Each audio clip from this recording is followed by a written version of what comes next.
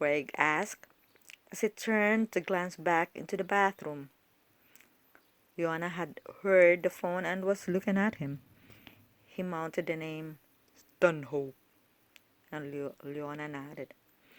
She knew what that meant, and Craig could tell from her expression that she had the same fear he had, namely, that their evening was now in jeopardy.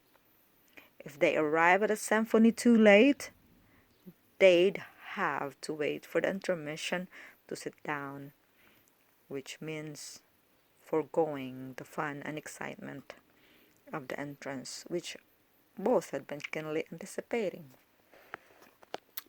I don't know. Oh, should be. Yeah.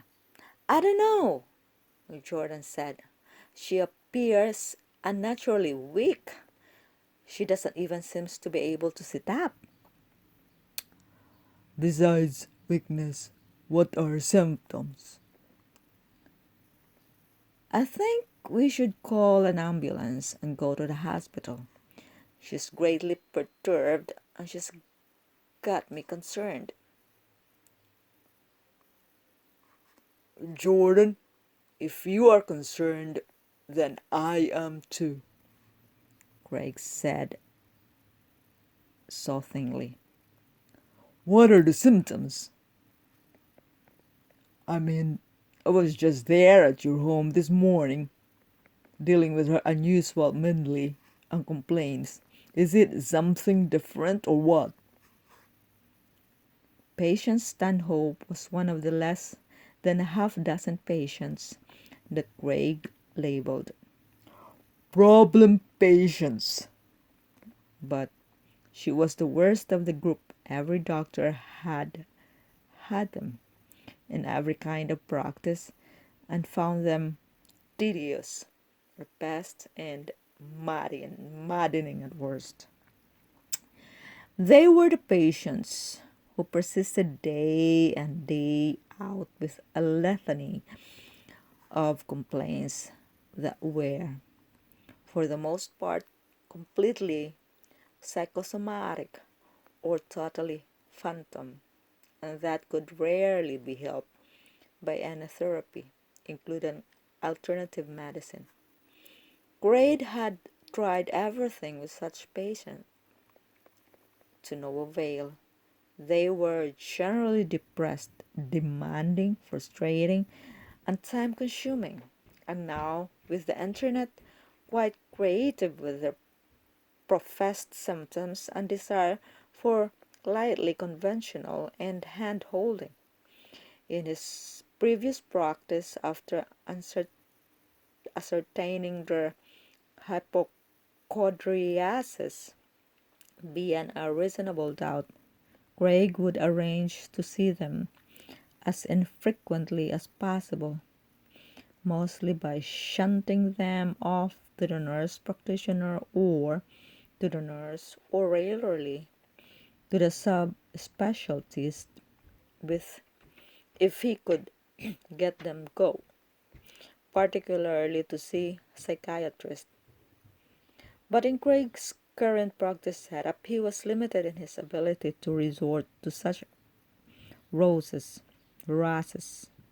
meaning the problem patients were the only bugbears of his new practice, representing only 3% of his patients' base as reported by the accountant. They consumed more than 15% of his time. Patient was the prime example. He had been seeing here at least once a week over the last 8 months, and more often than not in the evening of or at night.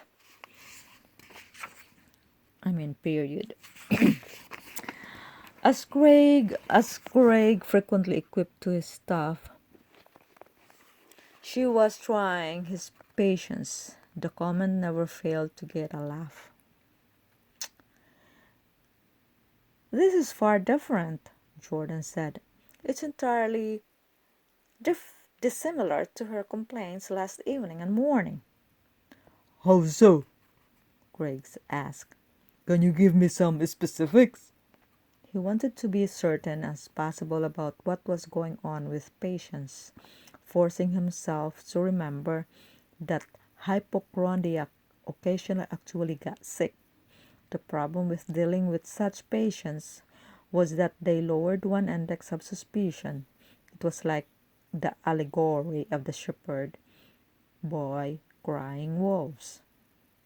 The pain is a different location, Okay, that's a start. Greg said. He shrugged for Leona's benefit and monitored for her to hurry. If the current problem was what he thought, he wanted to take Leona along on the house call. How is the pain different? The pain this morning was in her rectum and the lower part of her belly, I remember. Greg said. How could he forget? Bloating, gas, and problem with elimination described is indistinguishably exquisite detail were the usual complaints. Where is it now? She says it's in her chest. She's never complained of pain in her chest before. That's not quite true, Jordan. Last month there were several episodes of chest pain. That's why I gave her a stress test. You're right. I forgot about that. I can't keep up with all her symptoms. You and me and both. Greg wanted to say, but he held his tongue. I think she should go to the hospital. Oh, it should be Jordan. I think she should go to the hospital, Jordan repeated. I believe she's having some difficulty breathing and even talking earlier. She managed to tell me she had a headache and was sick to her stomach. Nausea is one of her common afflictions. Greg interjected. So is the headache. But this time she threw up a little. She also said she felt like she was floating in the air and kind of numbed. Those are new ones. I'm telling you, this is altogether different. Is the pain visceral and crushing, or is sharp and intermittent like crumped? I can't say. Would you ask her? It may be important. Okay, hold on. Hold on the line. Greg could hear Jordan drop the receiver. Leona came out of the bathroom. She was ready.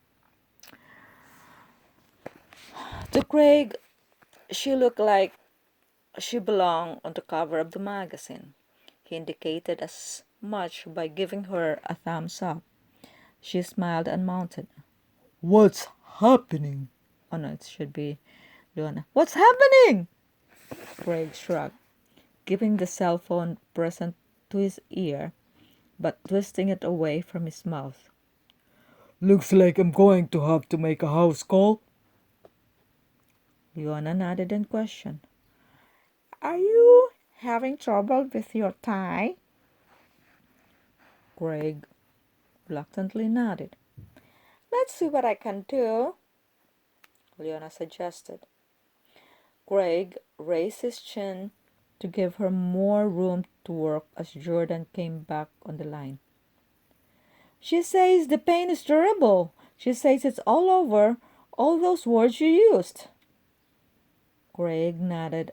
That sounded like the patient he was all too familiar with. No help there. Does the pain radiate anywhere, like to her arm or neck or any other place? Oh my word. I don't